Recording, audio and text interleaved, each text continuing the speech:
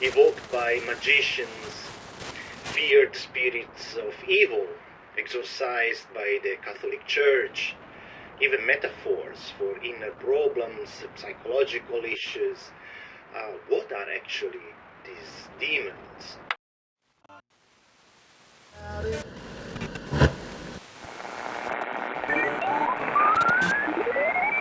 Blue Wolfe and Friends presents Camp Here and There. Episode 63, Safe and Sound.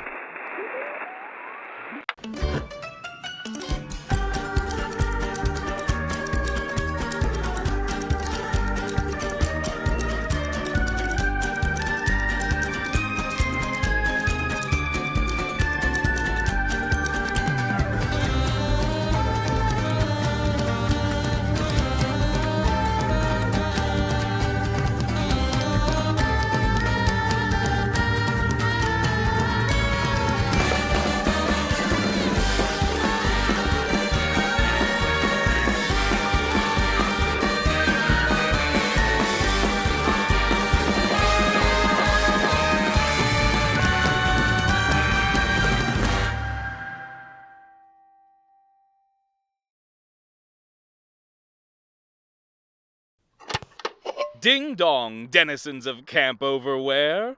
Your beloved demonic director calling in with a calamity communique. Yours, Up and Adam, reporting live from what feels like Satan's sneezing nostril. The air's gone from our usual swampy green to, well, the yellow mucus of a hurricane. Advisory warning. Knickerbockers, toupees, Mavis's papers, and the smaller half of you hold on tight. It's getting real howly out there. Adam, is this wind magic or just, like, the regular kind that kills people? Ah, Natsume, sprout of my diabolical loins. I appreciate the exceptional insightfulness of your question. Is it supernatural or super your mom? I mean, my mom's pretty strong. Indeed. But, oh, delicious M&Ms. What was I saying? Right. My point is, yes, entirely magicked, malevolent in origin, possibly an eldritch wind demon in the greater wind demon family, or, dare I speculate, summoned by a circle of unwashed prepubescents? Was it me? If it was you, you'd know. Winds this big require at least 3 vials of blood, the forbidden syllables, and an offering of something dearly beloved, like a soul or a full set of teeth. Would baby teeth do the trick? Depending on the intent and arrangement. Absolutely. In fact, it's a little-known demonological fact that the Tooth Fairy is a front for the secretarial headquarters of domestic hexing. I knew it! Well, perhaps this is your chance to practice advanced infernal magics. Are you prepared to face the ancient spiraling howler head-on? Yes!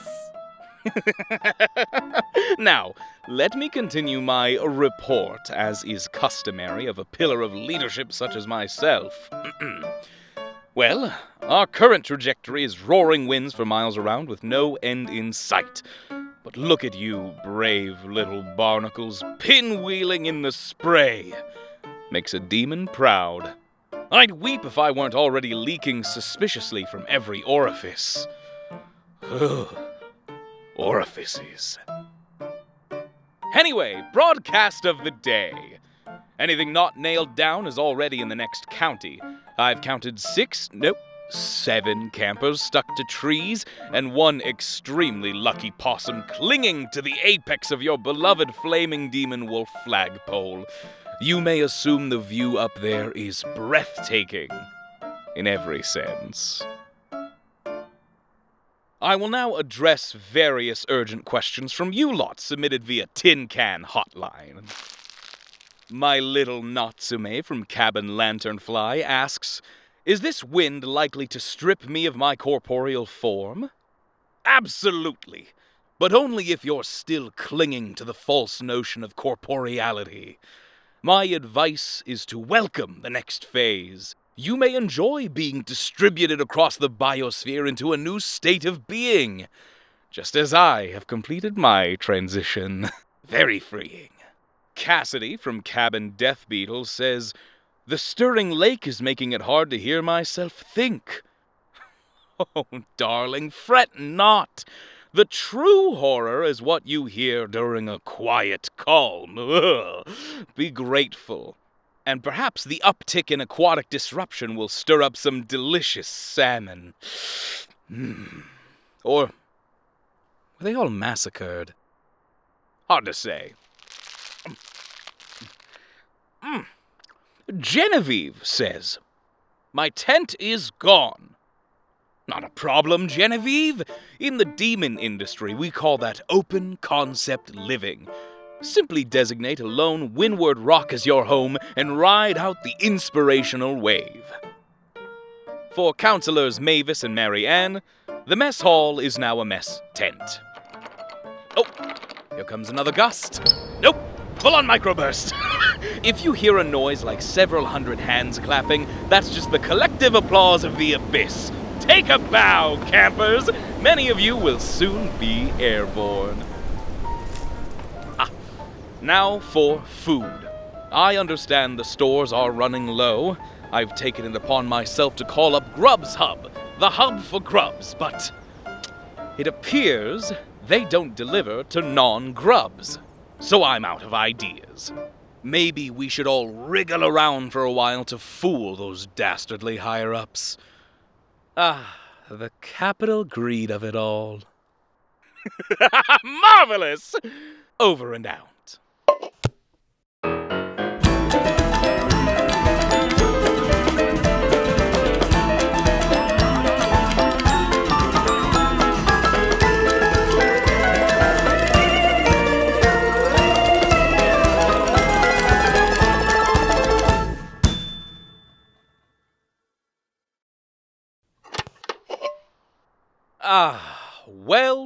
Well, folks and fiends. If it isn't the windiest day amid the annals of Midwestern masochism. But let's get to the real twister on everyone's mind. The fate of our dearly undear rivals, Camp Here and There. As Supreme Ambassador of Overwear, it is my solemn, demonic duty to inform you that their situation is... How do I phrase this with tenderness and care? Yes. Catastrophic. How delicious! A veritable jamboree of natural and supernatural consequence. Their hall of mess is a shriveled pile of gravel and ash, thus leaving them with no food and with even less will to live. So, we've all been waiting for it. The Great Merge. It's official! Camp Here and There and Camp Overwear are now a single, unbroken syndicate of summer fun. You may see a little culture clash and possibly several physical altercations. I'll bring the popcorn, if I can get some. I realize that for some of you, the change is traumatic. But this is a roaring business opportunity. Imagine the revenue streams after the merger. Oh, delightful assets. The suits at Grub's Hub won't see it coming when I sue the slime off their asses. And for Juniper Sloan, it's another day at the top of the flagpole, isn't it? Poor Juniper, strung up there like a British pennant. I looked up at him this morning and I asked, "How's the weather up there?" And he said, get this, he said, "Bit breezy, ain't it?" Well, then he asked if he could toss the possum down, as reportedly they were fighting for real estate. Now, why is it that I've allowed denizens of Camp Here and There, our local antagonists, to join forces and convene in our little corner of the lake? Because Lucille told me to. And Lucille is scarier than I am. I know I made cheeky jokes earlier on the nature of the winds, and indeed they are something of myth and demonological legend, but also I cannot stress this enough.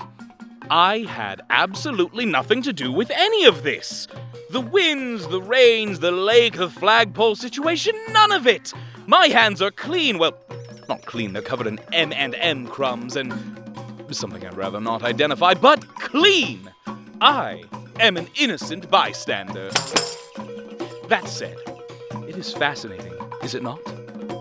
The way the winds chew so ravenously at the souls of our infrastructure, I find it absolutely riveting. If I weren't a demonic entity of considerable standing, I might even call it beautiful.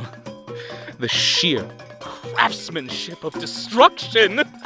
But my one concern is that this meteorological tantrum does not, I repeat, does not interfere with the upcoming Camp Overware's first annual Parade of Earthly Delights and Forbidden Confections. A way to cap off the summer celebrations with a wondrous party.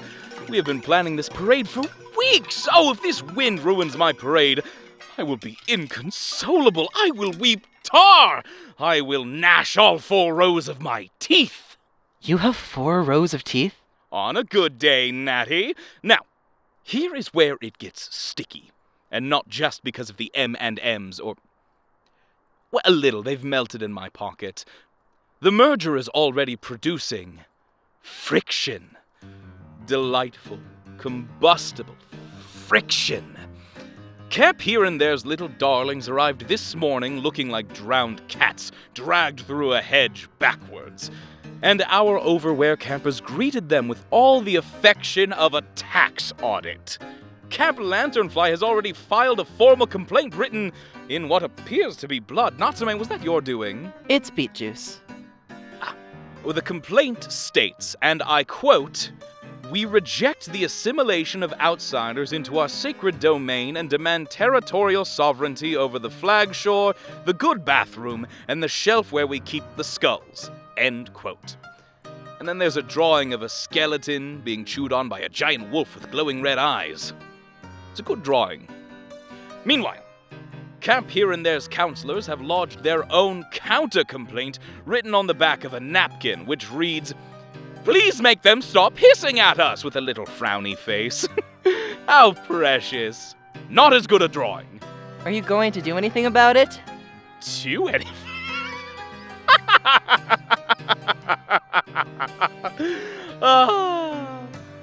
Now, let me illustrate for you a picture of this counselor situation, because it is... oh, how do I put this? A flaming dumpster rolling downhill into a second larger dumpster, which is also on fire. They've been squabbling like demons at a custody hearing. And I should know, I've presided over several.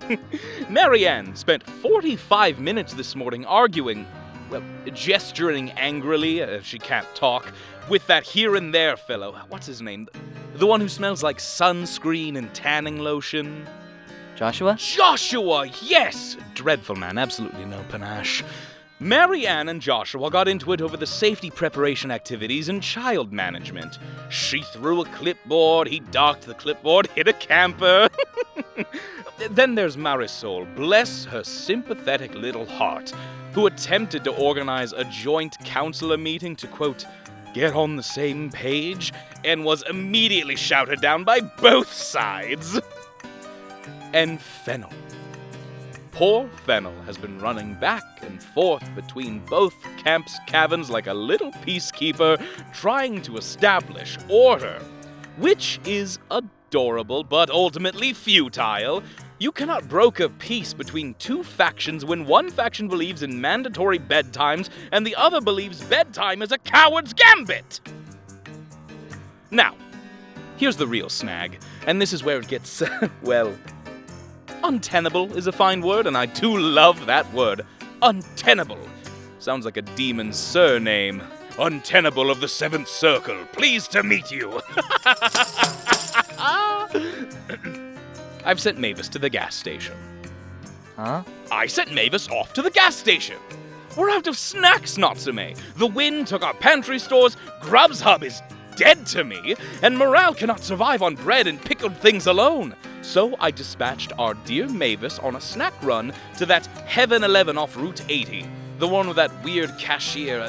Earl, is it? Lovely fellow, actually. Isn't Mavis supposed to be watching us? Yes! Correct! Uh... You'll be fine. Children are resilient, like cockroaches. And frankly, the winds are doing most of the crowling for us. Hard to wander off when you're pinned to a tree. And still, my chief concern is the parade! The first annual parade of earthly delights and forbidden confections is in 3 days, Natsume! 3! What is to be done? I suppose we'll have to find some reprieve from the winds if we're to properly prepare for the parade. So, both camps, let's enforce some structure, Whatever came of Shovel Club? Shovel Club? Oh, never mind. It's not overwear activity. Regardless, let's hop to it, Oh, and to the camp here and there counselors. Do I sound like Sydney? I've been practicing at the job.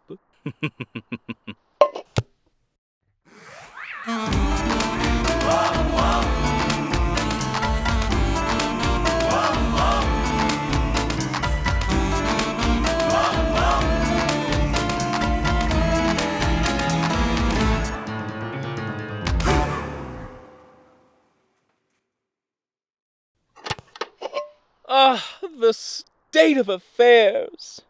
Let me just collect myself. Oh, peanut M&Ms, the superior M&M. Don't argue with me on this, Natsume. I'm very sensitive right now. I wasn't going to. What a day. Nothing got done. The big goose egg of productivity was smashed along the concrete into a bunch of tiny, slimy pieces. I asked for little teamwork, and what did I get? Well, we did put up the tents. Yes, credit where credit is due. There are some rudimentary tents rather lazily secured along the western boundary line. So congratulations, children. Golf clap for everyone.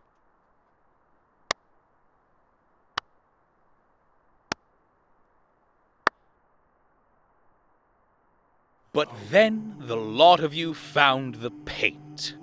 The paint! Oh, Matisse would rise from the grave just to sneer at the pallets you've smeared across not only the tents, but yourselves and each and every appendage on that one sleeping Shih Tzu.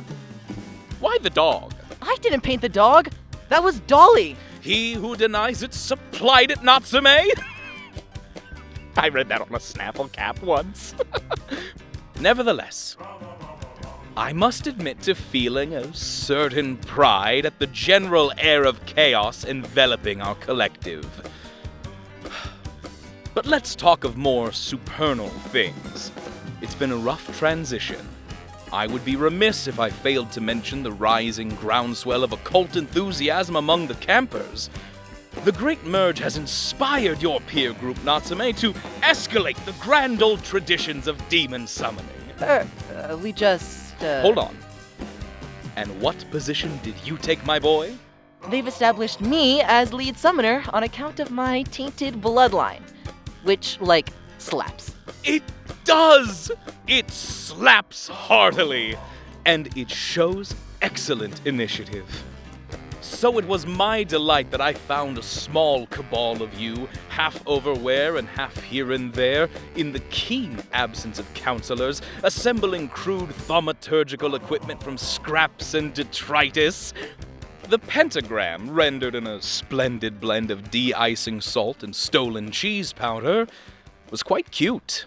The candles, there were misguided nubs of them everywhere. How precious. If you're gonna critique it... Now, your technique was mostly correct. Your theory was... And yet, when you invoked the names... I will not repeat them here, as I do have an ounce of self-preservation. They rang out with such raw, unfiltered, wonder-bred energy that it called forth something. Not a demon, though. More like the metaphysical equivalent of a juice box being run over by a lawnmower. So, it backfired. The mnemonic arts are highly unstable. Without a knowledgeable hand, kaboom! The North Forest is, well, let's just say, a bit engulfed in roaring flame. It was so awesome. Like, the power you feel in the moment is crazy. Should I feel guilty for the fire? Absolutely not. Fires are nature's snot, after all, sneezing on the stability of the atomic world. We need it to ungunk the skull. That said, I do wish you and your apostles had held off until we finished up a safe haven for the night. Because remember, we have to keep everyone in one piece for the parade. Oh, and my lovely therapy sweetheart needs a place to sleep. So I'm sorry to the greater here and there denizens for the startling setback and for the continuation of incandescent destruction under my watch. You must understand, my current disposition has left me in a less than peak attentiveness. I have been distracted. There are things I wish for, and lately none of them are within reach. I've counted half a dozen campers clinging to trees, a counselor or two walking at a 45-degree angle, and more than one of you with your belongings redistributed across the skyline. Everyone is windswept and wild-eyed, like a flock of startled starlings, with very little leadership in place. And worst of all, Mavis has returned with 0 snacks, as reportedly her and Earl got into a rousing altercation. I intend to punish her duly. Though she did hand me a textbook titled It's Raining Men, a complete documentation of odd weather phenomena. So I assume this is apt study material for the foreseeable future. So there's the day pissed away. We have no food, very little shelter, and have reached a low point in morale, with the children sitting discontentedly in territorial aggression. The winds are blowing the fire across the forest, and the parade preparations. I feel as if I'm a bit of a failure here. I'm sorry. I know you are. But let's look at the bright side. A burgeoning demonologist such as yourself calls for careful encouragement. You see, demon summoning is an art deserving of a wing in the MoMA. It requires considerable care and understanding, which is why I shall take on the mantle of educator. You're really going to help? Of course! It's in my best interest to take an apprentice. And then you cannot set our safe haven on fire. What say you, little guy? Yes! Excellent! At this rate, the parade is as good as saved. Thus concludes this day's announcements. I swear we will find a way to food and shelter tonight. And, well, Sydney, if you're hearing this, I miss you. They can't keep you locked away forever.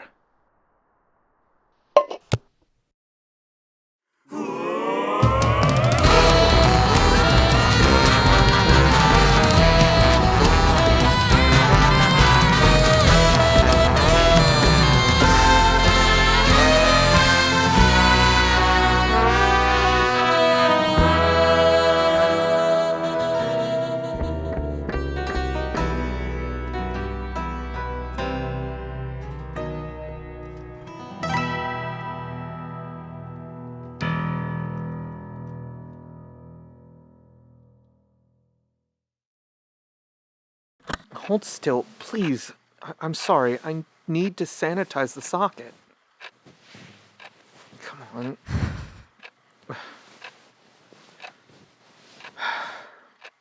What can I do for you? I'm just done with this. I don't really want to stay here. The nurse's office is fine, and you should probably sleep in your own bed. I'll just... I mean... I was gonna offer to fetch you food, but...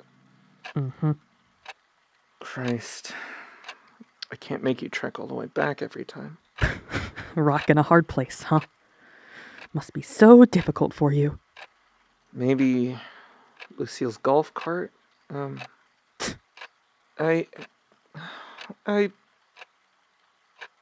can I do? What do you want? I want to do the therapy. You, me, and him. Are you insane? Oh, Sydney, what do you get out of this? Is it enjoyable for you to see me like this? Can you just talk to me? I can think of a great place for talking.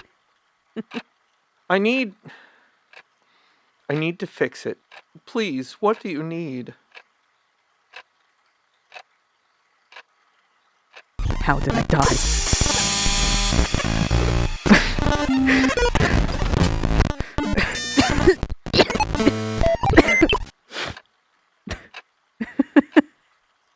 Yeah, you don't want to tell me. 'Cause I got a feeling, Jedediah. I got a big, stinking feeling. What did he tell you? Wouldn't you like to know?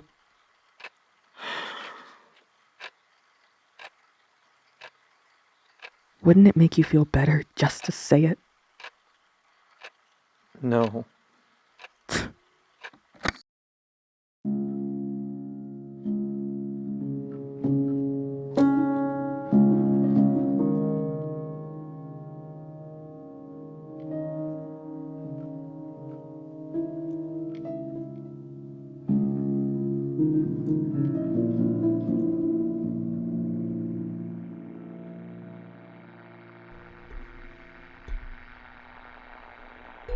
Today's episode of Camp Here and There was written and directed by Blue Wolfe.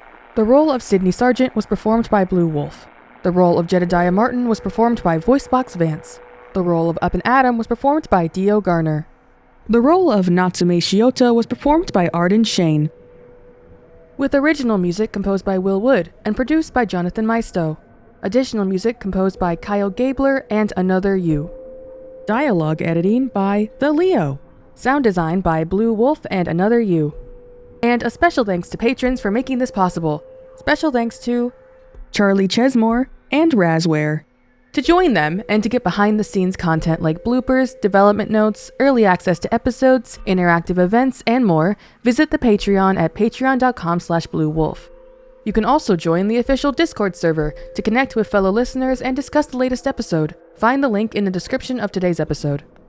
And finally, if you'd like to support the show and ensure we can keep going, the most meaningful thing you can do is to help spread the word.